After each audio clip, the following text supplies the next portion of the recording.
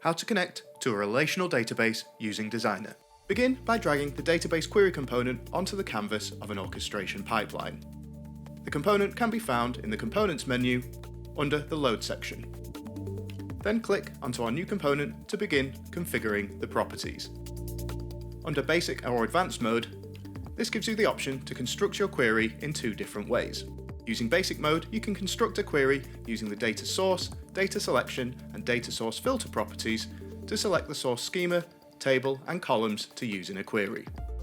With Advanced mode, this mode requires you to write an SQL-like query to call data from the chosen database. Under Database Type, you can select your database from a list of common relational databases. Connection URL. This is the JDBC database URL. The format of the URL varies depending on the selected database. For Postgres, the format is host address and then database name. Further connection options, sometimes included in a host URL, can be added under the Connection Options menu if required.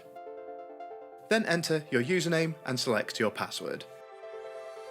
Use the data schema, source, and selection options to select the source data to be queried. Under the target table, enter the name you'd like to use for your staging table. Under Stage Platform and Staging Area, select where your data is going to be staged. In this example, we'll be using a Snowflake managed staging area. An Amazon S3 location and bucket can be selected if preferred.